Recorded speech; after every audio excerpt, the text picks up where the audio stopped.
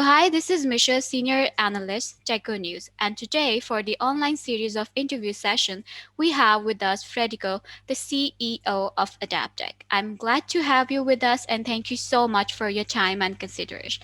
So, Frederico, before we move on or we start our interview, I would like you to please give us a brief introduction about you and your professional career.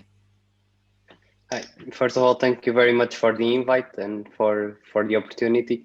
Yes, I'm a biomedical engineer by training. I studied bioengineering with a master in biomedical engineering in the Faculty of Engineering in Porto. And then since I finished my degree, where I started working on the project that would give origin to the scanner we have in our current system at Adaptec, I ended up the degree. I started working full time in the project that would become Adaptec, and since then I've been the co-founder and CEO of the company. Okay, that's perfect.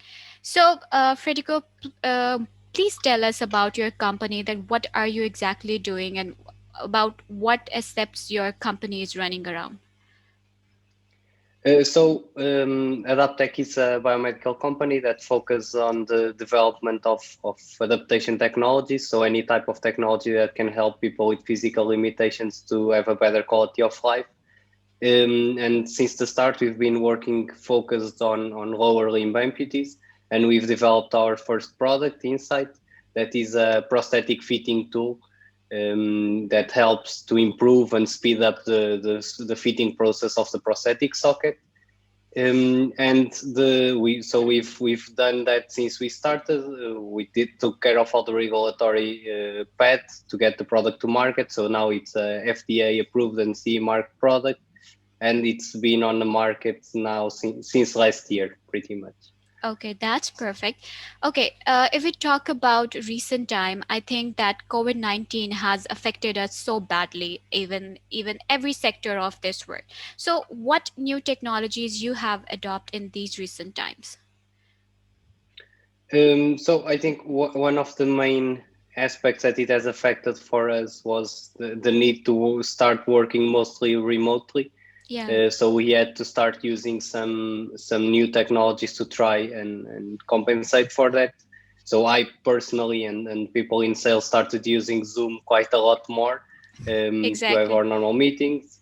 Within the company, we already used Microsoft Teams, but we started using it more as well.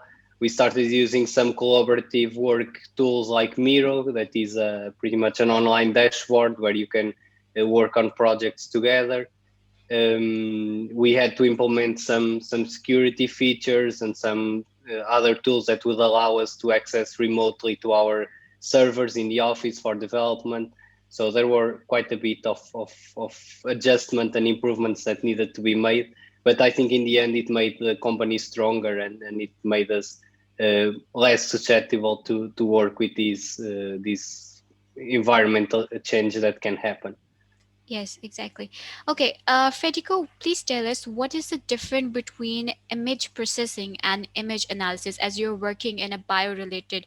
So I think that's something very important in bio-related company. What do you think about it? How you differentiate them?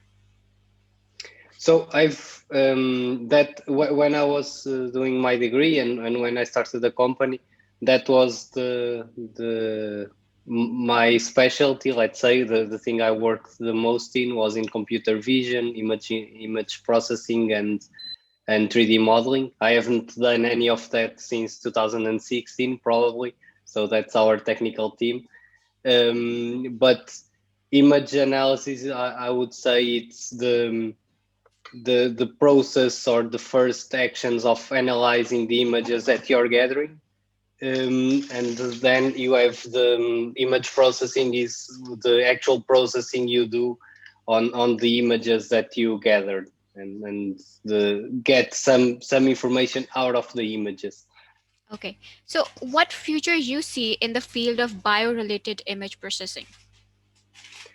I think it's a growing area, and it's getting more and more important because there are a lot of tools that can be created in that area, that can really help to improve processes and the way that the diagnosis is done in the medical area. For example, it can really help in terms of creating support tools for the health specialists. So I think it's a growing area, and it's becoming more and more important because so much of what's done in the healthcare sector is based on images, the X-rays, the CT scans, and everything else.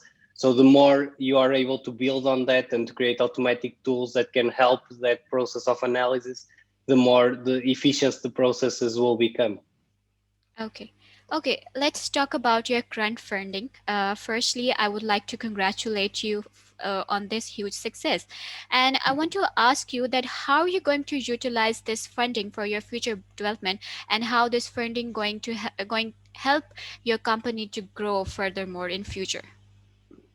Yeah, so this is the this funding that we just raised was with our existing investors and some new investors that joined our company, and the main idea is to get these first sales, get prove market traction, prove the technology in the field, and so we can then and keep developing and improving the solution based on this initial feedback and this initial market release. So we can then raise another funding round and do a full market release and grow the sales and marketing team with that. Okay. In the end, Federico, I would like you to please say a few words for the Deco News. What's your view on Um, it? Yeah, no, I think it's a really great initiative. I'm really thankful that you reached out to us and that you've been publishing some of our achievements. Yeah, And I we think would this love. is really important that yeah that these new technology companies keep being supported by these type of initiatives, and the progress can be communicated to the rest of the community. Yeah, well, thank you, Federico, for your time and consideration. And we are very happy and honored to have an interview with you. Thank you so much. Take care. Thank you very much.